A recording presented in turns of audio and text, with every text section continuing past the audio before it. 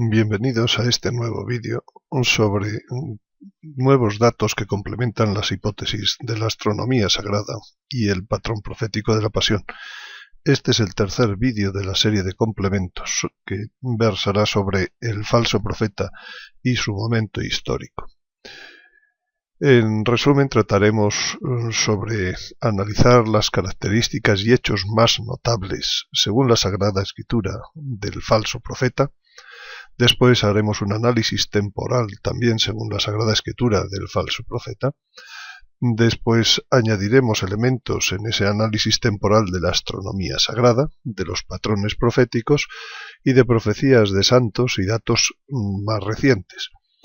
Y por último, elaboraremos la hipótesis sobre el desarrollo temporal del falso profeta con todos estos datos. En primer lugar, para hablar del falso profeta conviene hablar de los personajes del Apocalipsis. El Apocalipsis tiene una antítesis entre los personajes, los protagonistas del bien y los protagonistas del mal. En la cumbre de esos personajes está Dios Padre y en el vértice opuesto el dragón, Dios Hijo, y en el vértice opuesto la bestia del mar, y Dios Espíritu Santo, y en el vértice opuesto la bestia de la tierra. Cada uno forma pues la Trinidad de la tierra y la Trinidad del infierno. En la Trinidad del cielo, pues Dios Hijo y Dios Espíritu Santo, a través de la mujer vestida de sol, pues engendrarán a Jesucristo. Mientras que en la Trinidad del infierno, la bestia del mar y la bestia de la tierra, a través de la gran ramera, pues también van a engendrar pues al anticristo. Y igualmente se engendrá en la Trinidad, en los protagonistas del bien, al precursor de Jesucristo, y de modo análogo en los protagonistas del mal, al falso profeta o a precursor o ayudante del anticristo en su labor. Y además otros personajes menores, como Juan y los dos testigos en el capítulo del bien, junto a los 144.000 sellados y una gran multitud que proviene de todo pueblo, lengua, raza y nación, que proviene de la gran tribulación. Pues en el lado del mal pues tendremos también el equivalente, los tres espíritus rana, los marcados por la bestia y la gran Babilonia, que van a producir el caos. Entonces el falso profeta, dentro de este esquema, queda situado como precursor y ayudante del anticristo.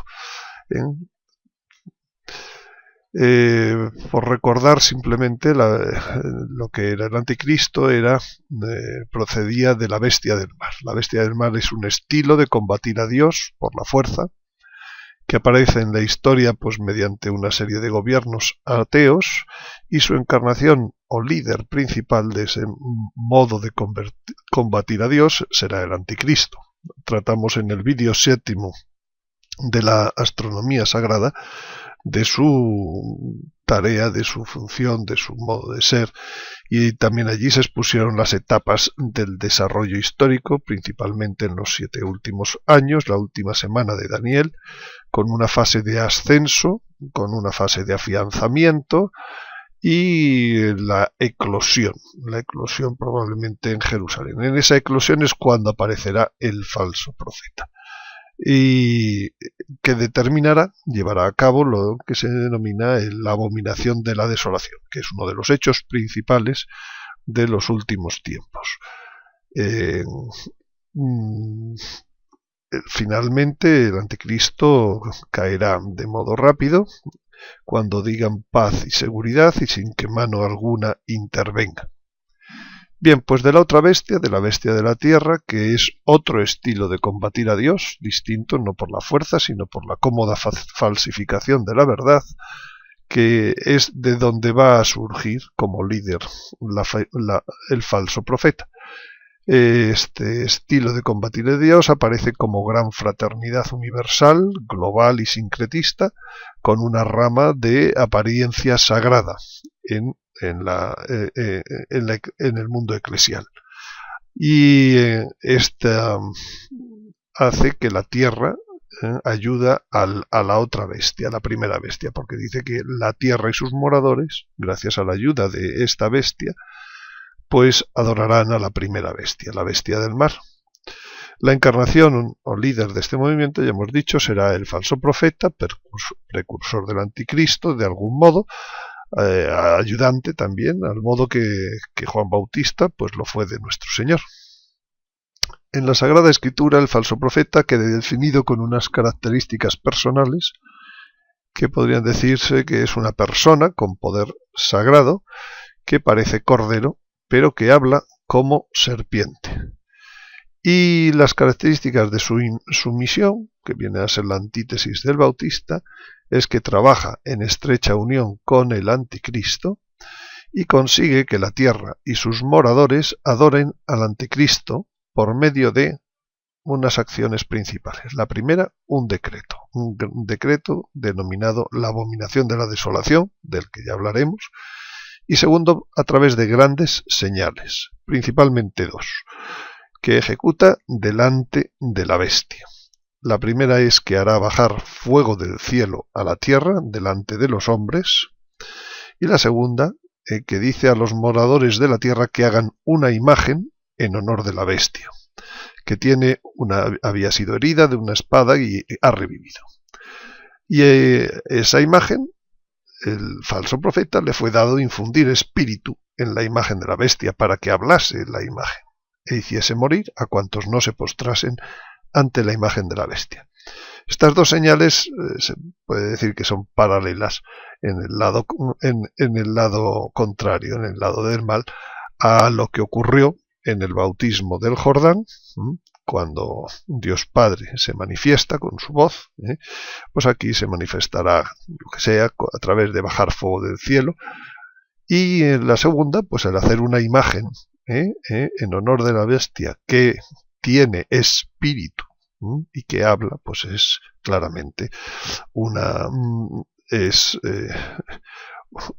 señal que intenta rememorar o asemejarse a la Eucaristía.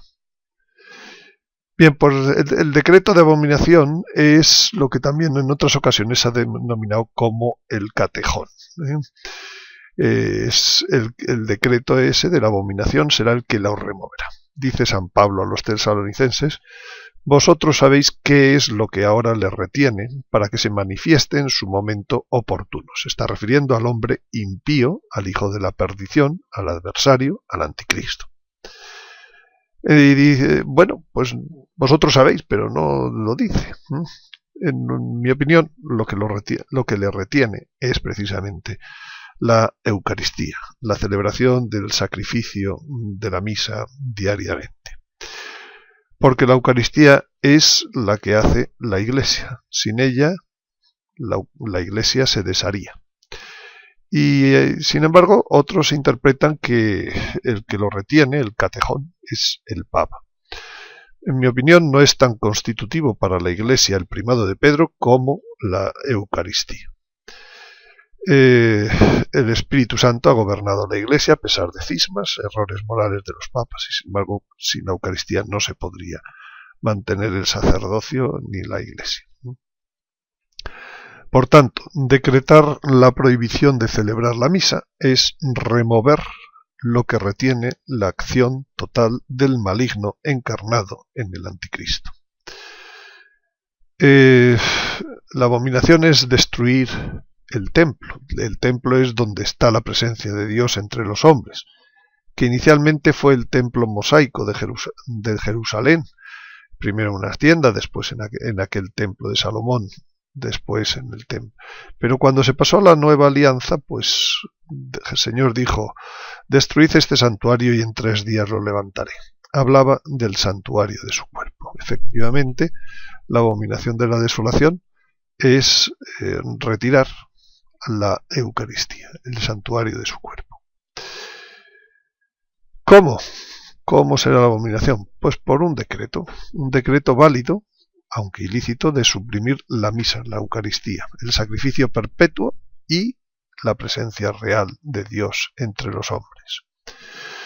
Esa que dice el profeta Malaquías: desde la salida del sol hasta su puesta. Mi nombre es grande entre las naciones, y en todo lugar y a todas horas, se ofrece a mi nombre un sacrificio de incienso y una ofrenda pura. Solo si el decreto, es válido, la consecuencia se produce. Es decir, porque el Señor dijo aquello de que lo que ates en la tierra será atado en los cielos. Y para que el decreto sea válido, solo lo puede hacer un papa válido. Aunque en ese momento habrá decretado algo que le hace incurrir en herejía y dejará de ser papa válido. Pero hasta ese momento lo es. Y con él desaparece, de hecho, la aplicación constante del sacrificio de la cruz. Si esta situación durara 30, 40 años, pues desaparecería la tierra. Porque desaparecería la relación de redención constante.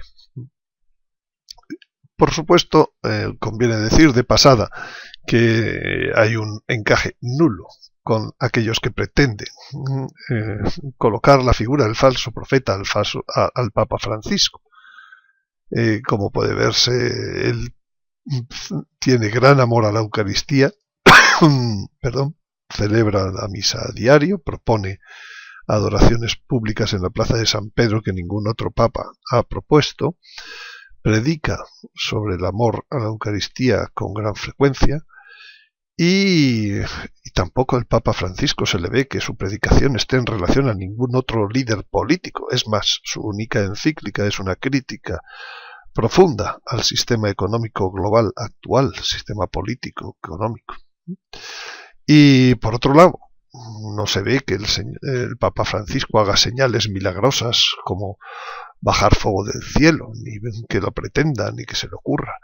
Y tiene un amor a la Virgen constante, a la que consagró en la Virgen de Fátima su pontificado, y a la que realizó la primera visita de su pontificado en la Basílica de Santa María la Mayor, y predicando constantemente el amor a la Virgen y el rezo del rosario en familia, y rezándolo él mismo en público en la plaza de San Pedro, el rosario. Por tanto, estas ocasiones en donde se habla de que de que el Papa Francisco es el falso profeta es puro desconocimiento de lo que la Sagrada Escritura habla sobre el falso profeta. Es más, es muy frecuente un precipitado análisis de las profecías en nuestros días. Es un tema recurrente que proviene de sectores eclesiales aparentemente celosos de la verdad. El otro día, en otro de estos vídeos, hablábamos del caso de Antonio Socci y el padre Kramer, que hemos visto tratando precipitadamente el caso del tercer secreto de Fátima. Esto ya ocurrió, este análisis precipitado a la muerte de San Juan Pablo II, volvió a ocurrir en la división de Benedicto XVI, y son análisis que nunca incluyen estudios de la Sagrada Escritura en esos análisis proféticos. Son análisis muy parciales, sin ninguna visión de conjunto sobre los últimos tiempos, que con frecuencia están llenos de términos despectivos o insultos hacia los papas, que se ve claramente que están hechos pues con el estómago, no con la cabeza. Son análisis que solo se basan en algunos aspectos de profecías privadas, como profecías sobre el número de los papas, es la de San Malaquías, la de Garabandal, como profecías pues sobre acontecimientos que están predichos, pero sin estudiar ni siquiera el orden entre ellos. Acontecimientos como las dificultades doctrinales, morales, disciplinares, previas, que se verán en estos momentos en la Iglesia, acontecimientos como la huida del Vaticano del Papa o la muerte trágica del tercer secreto o la sede vacante durante un periodo largo, o la elección extraordinaria de un papa bueno, o un cisma manifiesto con un pequeño resto unido al papa bueno. Para completar este precipitado análisis pues, de las profecías que hoy en día estamos constantemente sujetos, con desconocimiento total del conjunto de los últimos tiempos, pues está la constante irrupción de nuevos mensajes proféticos en Internet, hasta el punto pues que ya ha habido quien los ha clasificado a los nuevos videntes en 3 grupos distintos según su postura hacia el Papa o no. Aquí tenemos, por ejemplo, un simple análisis de poner en Google la palabra Juan Pablo II, el falso profeta. Bueno, pues ya San Juan Pablo II, a su muerte enseguida se esperaba que fuera el falso profeta, incluso que él mismo resucitara, ¿no? Después, si ponemos en la misma búsqueda, pues Benedicto XVI, pues volveremos a encontrar constantemente el achacarle a Benedicto XVI la situación de falso profeta, y en sitios pues que aparentemente pues podrían decirse que son católicos, Virgen de Fátima, diferencias entre un santo papa, un antipapa y un falso profeta. En fin, la renuncia de Benedicto XVI en el Vaticano Católico, en el web. Esto es un análisis súper precipitado, y no digamos ya con el caso del Papa Francisco, en donde pues foros católicos, no estamos muy lejos de que el Papa Francisco sea el falso profeta. Papa es el falso profeta confirmado, nuevo orden mundial, reptiliano, buen título para achacarle al Papa Francisco la situación de falso profeta. Todo esto no es nada más que ridículo y caótico. Incluso, por ejemplo, el caso del análisis de las profecías relativas al número de papas. En primer lugar, la profecía de San Malaquías, que es una lista de 113 papas con un nombre simbólico. Todo simbolismo ya está sujeto a arbitrariedades en la interpretación, pues en este caso pues hay autores que lo interpretan como que el Papa Francisco no estaría ya en la lista de San Malaquías. Otros autores dicen que no, que Papa Francisco sería el último, sería el Petrus Romanus. En mi opinión, el Papa Francisco es el penúltimo, porque existe un lema oculto en la última frase que dice in persecutione extrema Santa Ecclesia Romana, en la persecución extrema de la Santa Iglesia Romana. El otro día veíamos que en el diario de Sor Lucía, cuando se hable en el futuro de la Santa Iglesia, no se le dice romana. Otro ejemplo del número de papas es la profecía de Garabandal. Todos aquellos que han oído que la niña Conchita dijo 4 papas en el momento en que había muerto Juan XXIII, 4 papas y después el fin de los tiempos.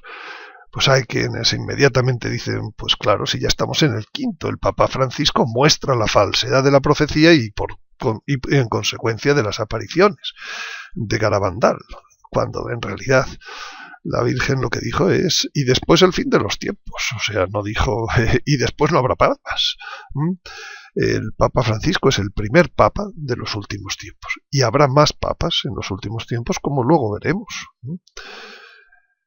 Bien, este es el ejemplo que antes les decía, es que existen constantes mensajes de nuevos videntes o de videntes que han surgido en los últimos años, que tienen cada uno su postura, ¿no?, frente al Papa. El primer grupo, que decía en este web de Ecos de Garabandal, de videntes que hasta ahora han sostenido que el Papa Francisco es no solo legítimo, sino que será un Papa santo y que durante su pontificado hará mucho bien a la Iglesia.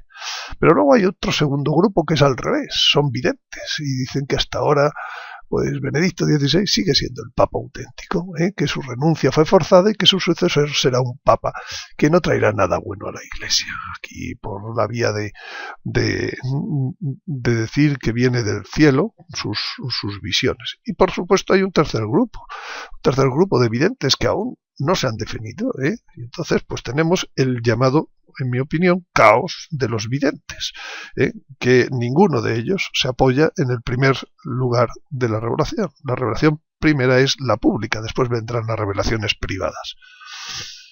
Bien, pues pasemos entonces al análisis temporal de lo que dice la Sagrada Escritura y de lo que dicen otras muchas profecías sobre el falso profeta. Y lógicamente la mayor de la información está en sobre cuándo será la abominación de la desolación, el acto principal de ese falso profeta. Y para eso pues nos guiaremos por la Sagrada Escritura, por la astronomía sagrada, por el patrón profético de la pasión de nuestro Señor Jesucristo, y consideraremos hechos profetizados por diversos santos, especialmente por la tercera parte del secreto de Fátima, por el periodo largo de la sede vacante profetizada por varios santos y por la existencia en algún momento de un cisma visible. Y incluiremos un nuevo dato que ha aparecido en los últimos meses sobre la vida del Papa Francisco, la duración. Comencemos por la Sagrada Escritura. La Sagrada Escritura en el profeta Daniel lo dice muy claramente. La abominación de la desolación se producirá a la mitad de la semana y consistirá en hacer cesar el sacrificio y la oblación. Y esto es lo que llama abominación desoladora. Cuando viereis, dice el Señor en San Mateo, la abominación de la desolación, predicha en el lugar santo. Los judíos que pensaban que ya había sucedido el día 15 del mes de Casleu, el año 145, por el tiempo de los macabeos. Sin embargo, el Señor afirma que volverá a suceder. Y San Pablo también lo profetiza.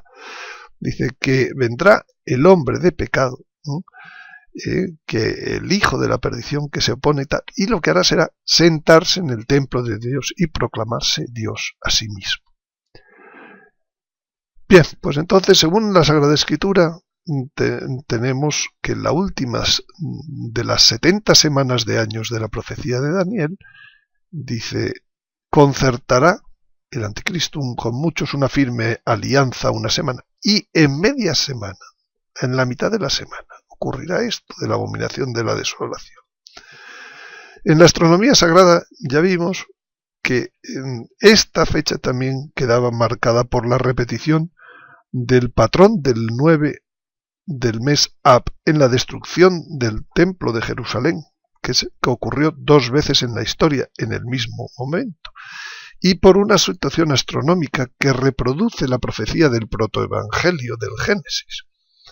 En el primer caso vimos que el año 586 a.C. los caldeos destruyeron el templo de Salomón, y en el año 70 después de Jesucristo los romanos destruyeron el templo de Zorobabel, Josué, Herodes, y ambos ocurrieron el mismo día del calendario hebreo, el 9 de Ab, separado por 656 años.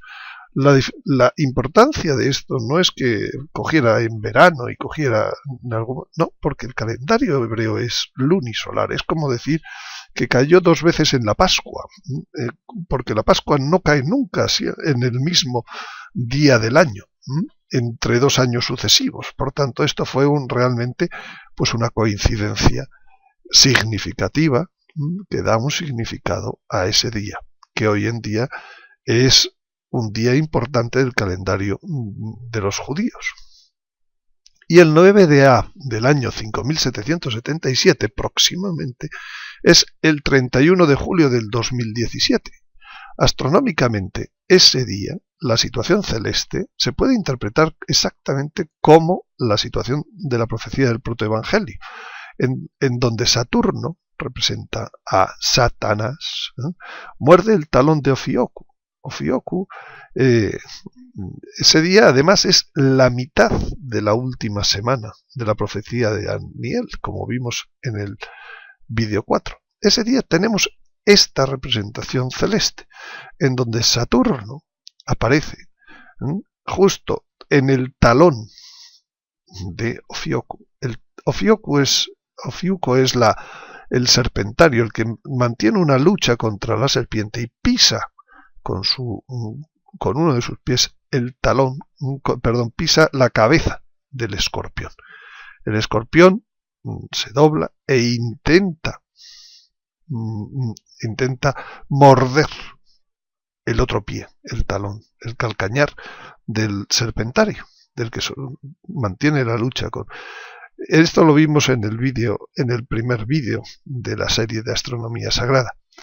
Pero esto es exactamente lo que dice la Sagrada Escritura: enemistad pondré entre ti y la mujer, y entre tu linaje y su linaje. Él te pisará la cabeza, mientras tú acechas su calcañar.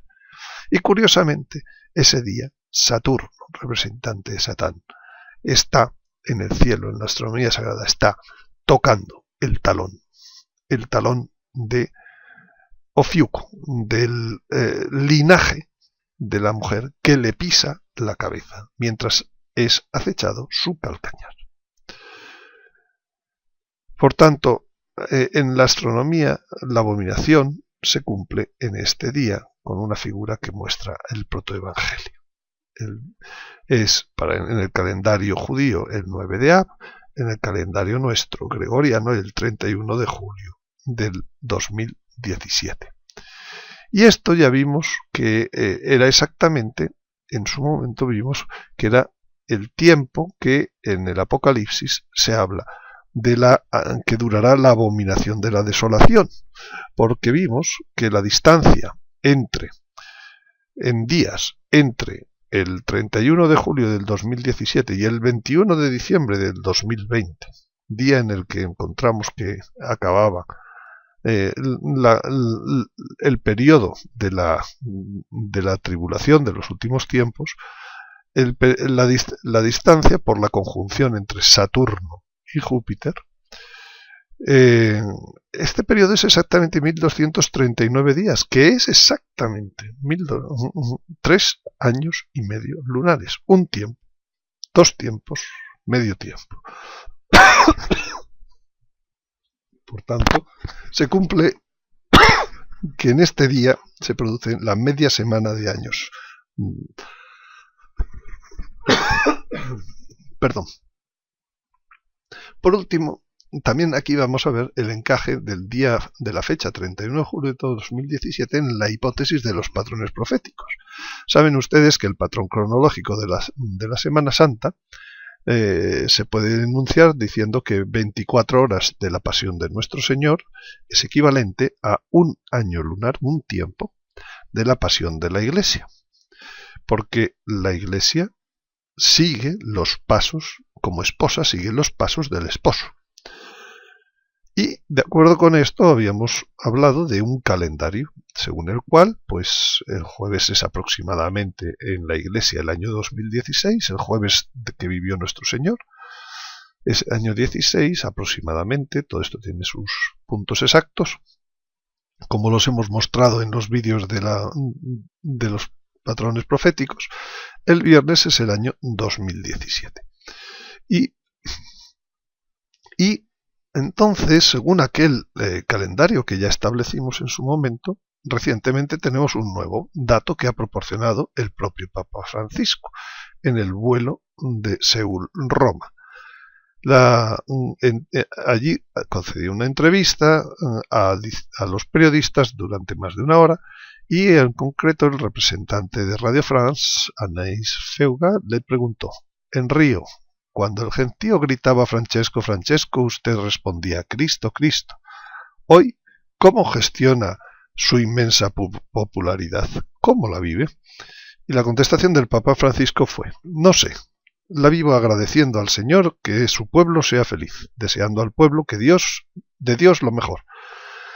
La vivo como generosidad del pueblo. Interiormente trato de pensar en mis pecados y en mis errores para no creérmela, porque sé que esto durará poco tiempo, 2 o 3 años, y después a la casa del Padre.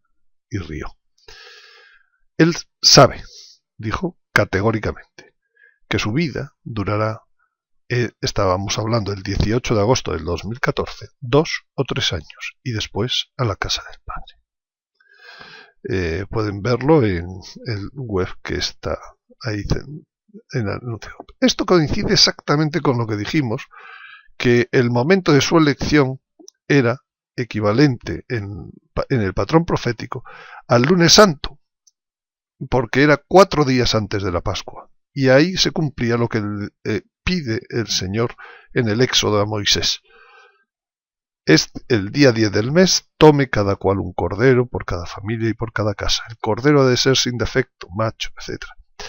Lo reservaréis hasta el día 14 de este mes, en el cual por la tarde le inmolará toda la multitud de los hijos de Israel. Bueno, pues esto dijimos que llevando el patrón de un día por un tiempo se cumplía exactamente. Y ahora con este nuevo dato que el propio Papa ha proporcionado, pues sencillamente es exacto.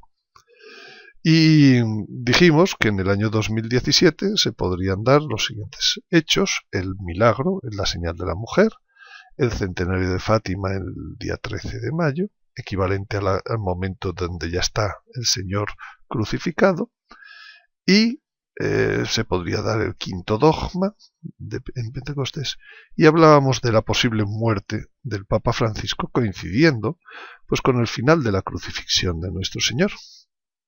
Después, la aparición en la siguiente elección papal de el falso profeta, y poco después de la elección de la aparición del falso profeta, decíamos en el 31 de julio la abominación de la desolación, que equivaldría con la sepultura del Señor, la sepultura.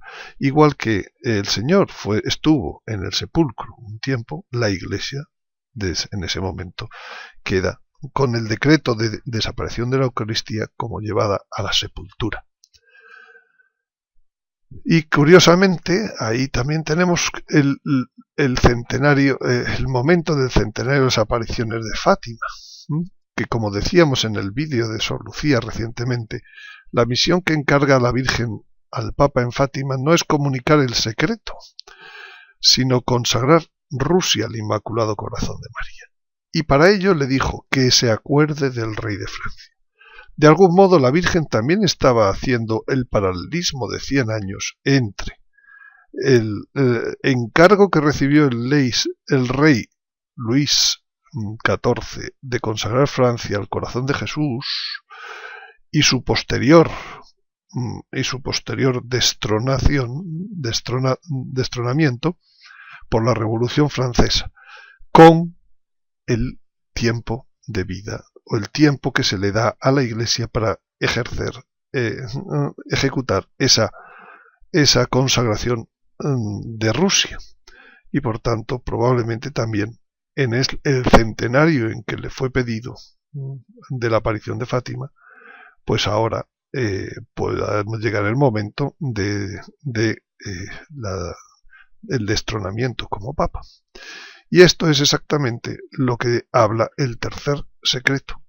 Y incluso llegábamos a marcar una fecha, cuya fecha también es exactamente 3 años y medio antes de la fecha que encontramos en su momento como el fin de los últimos tiempos según la astronomía sagrada. En el tercer secreto de Fátima se habla de que un grupo de soldados le dispara tiros al Papa. Por tanto, en él se da que será ejecutado por un ejército enemigo.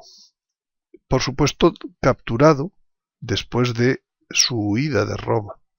Y probablemente para esa captura habrá una traición y un entregue, que es exactamente lo que le pasó a nuestro Señor Jesucristo en la Pasión. Él fue ejecutado por un ejército que no era el propio, por los romanos. Fue capturado por la traición de uno de sus íntimos y condenado por el Sanedrín y los sumos sacerdotes. Exactamente el mismo patrón, el del tercer secreto de Fátima, sobre sobre un papa que el que pasó nuestro Señor Jesucristo. Y entonces muchos hablan de las posibilidades de un cisma en vida del Papa Francisco, basado en potenciales conclusiones doctrinales erróneas que procederían del sínodo sobre la familia. Estos temores sobre las conclusiones contrarias a la doctrina de la Iglesia sobre los sacramentos se agudizaban en la fase del 2014, se producirían, pero no ha ocurrido así. Y entonces ahora volvemos a plantear, se vuelve a plantear esa misma posibilidad para la fase del 2015. Normalmente, aunque supongamos que fueran así, pues las conclusiones no se presentan en el mismo momento. El Papa no las sanciona en el mismo momento del sínodo, sino que suele tardar a veces un año, a veces más. Por lo tanto, estaríamos hablando de que esas potenciales conclusiones erróneas que el Papa Francisco sancionaría serían en octubre del 2016. Pero para entonces ya no habrá tiempo para ello, porque se habrá dado, según hemos hablado en otros muchos videos, de la invasión de Gog, la huida del Papa de Roma y el aviso. En esas fechas el aviso es el día hacia el 11-13 de noviembre del 2016. Recordemos entonces, de acuerdo con el patrón de la pasión, que en la pasión de nuestro Señor no hubo un cisma entre los apóstoles, sino que lo que hubo fue la traición de un apóstol. Y aquí hemos visto también que la traición llevará a la muerte del Papa, según el tercer secreto de Fátima. No llevará a la muerte del Papa un cisma, porque no fue eso lo que ocurrió en tiempos de nuestro Señor. Por tanto, todas estas posibilidades de un cisma en vida del Papa Francisco creo que es una interpretación precipitada de las profecías. La Iglesia es siempre guiada por el Espíritu Santo. Ni el Papa, ni los obispos, ni los teólogos, ni los videntes, ni los profetas, ni los santos, ni los pecadores son los que guían a la Iglesia. La Iglesia es guiada por el Espíritu Santo, eso nos debe dar una tranquilidad inmensa.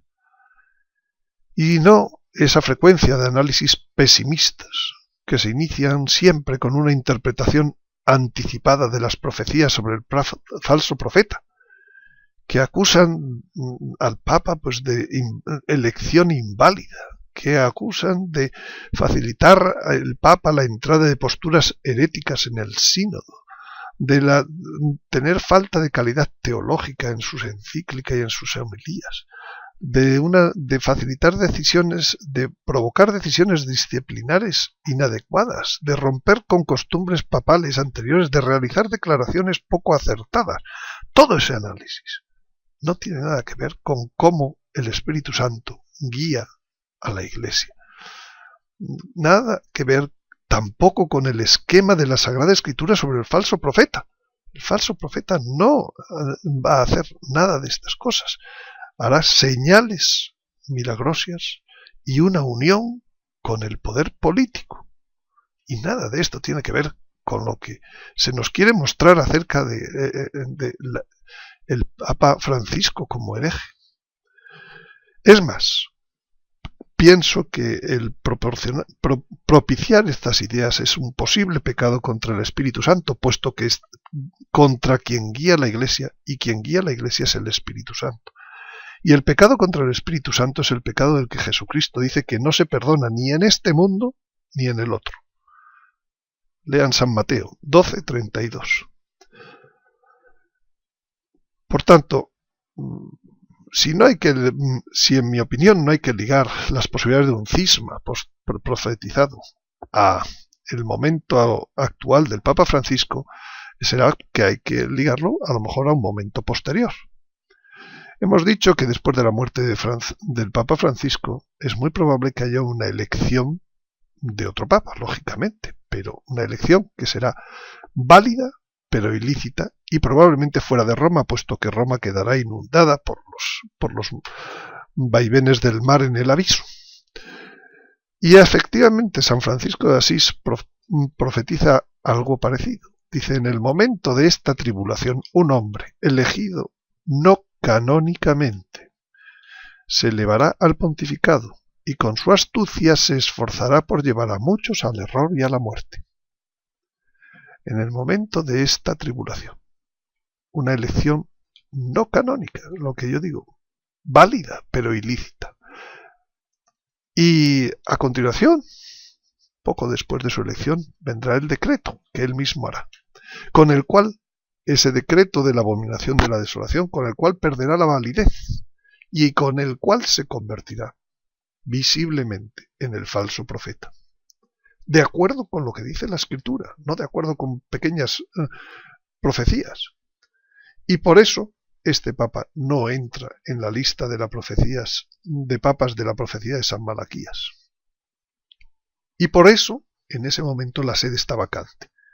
Y está vacante durante un tiempo de 18 meses, tal exactamente como dijeron Santa Hildegarda, Santa Brígida de Suecia y el beato Bernardino de Bustis, grandes profetas, la Santa Hildegarda y Santa Brígida de Suecia. ¿Y por qué 18 meses es el tiempo válido de sede vacante? Porque es coincidente con el tiempo que nuestro Señor estuvo en el sepulcro, según la medida que hemos hecho del patrón de la pasión. El Señor estuvo unas 36 horas en el sepulcro. Es, por tanto, absolutamente congruente que el tiempo de sede vacante profetizado sea 18 meses. Y después de esto, ¿qué? La elección del último papa, de Petrus Romanus, con ayuda celestial extraordinaria, como dicen en las apariciones del Escorial el 18 de diciembre de 1981. San Pedro y San Pablo intervendrán para elegir un nuevo papa. Y efectivamente esa elección provocará el cisma entre Petrus Romanus y el falso profeta. No el cisma que ahora anticipadamente nos profetizaban los analistas de las profecías. Y en mi opinión es muy posible que Petrus Romanus sea de raza negra para completar otras profecías y para validar lo que muchos han atacado y dicho sobre el hecho de ser jesuita el Papa Francisco. Por tanto, la elección y el cisma serían después, 18 meses después de la abominación de la desolación. Pero eso no significa que en ese momento venga el Señor. No hay que confundir la elección de Petrus Romanus con la venida del Señor. Y de la venida del Señor ya hablaré en otros vídeos posteriores, porque el tema también es largo y profundo. Por tanto, veamos la hipótesis que sugiero sobre el tiempo del falso profeta. Hablamos entre los años 2016 y 2019. En el 2016, aquí en rojo, los hechos correspondientes al Papa Francisco. A continuación, los hechos que tienen que ver con el falso profeta y el anticristo. En el año 2017, preferentemente, a partir de la elección no canónica, a principios del mes de julio, en mi opinión. Y, por último, la aparición de un nuevo papa, Petrus Romano, con un tiempo de sede vacante, en verde, todo lo relativo, y por tanto en ese momento el cisma evidente entre dos papas. En conclusión, creo que no hay que precipitarse ni simplificar los análisis proféticos. Hay que considerar que el Espíritu Santo es quien guía a la Iglesia y quien sabe lo que está haciendo, por encima de las personas, por encima de sus posibles errores. Hay que tener una actitud optimista, esperanzada, porque de toda esta purificación de la Iglesia saldrá algo mejor, que es la nueva época, lo que decía la Virgen en Fátima: mi corazón al final triunfará. Y no pretendamos evitar a la Iglesia el que deba pasar por este trance.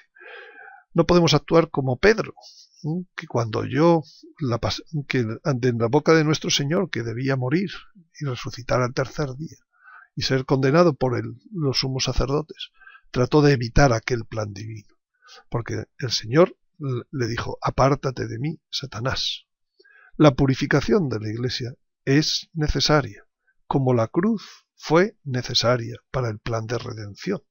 Nosotros entendemos las cosas hasta un nivel muy bajito y a veces pues intentamos evitar el dolor. Y por último, la conclusión es que hay que orar por el Papa siempre, y ahora por el Papa Francisco. De hecho, él lo pide. Les pido una cosa, recen por mí. Este Papa precisa de la oración de todos ustedes. Y yo diría mucho más que otros papas, hasta ahora en la historia. Por eso yo les sugiero, como un modo práctico, el incluir una aplicación en su teléfono no móvil o celular que les ayude a recordar este deber. Y existe una que en mi búsqueda he encontrado, denominada Rezar por el Papa gratuita, que yo ya la he incluido en mi teléfono, entre las que, de modo que todos los días espero me recuerde esta obligación, este deber de rezar por el Papa. Para terminar, pues aprovechemos este momento pues para dirigir una oración, como dice aquí. Oh Dios, pastor y guía de todos los fieles, mira con bondad a tu siervo Francisco, a quien has elegido pastor de tu iglesia. Concédele que su palabra y su ejemplo sean provechosos al pueblo que él preside, para que llegue a la vida eterna junto con el rebaño que le ha sido confiado.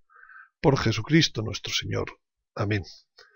Muchas gracias por su atención y les espero en el siguiente vídeo.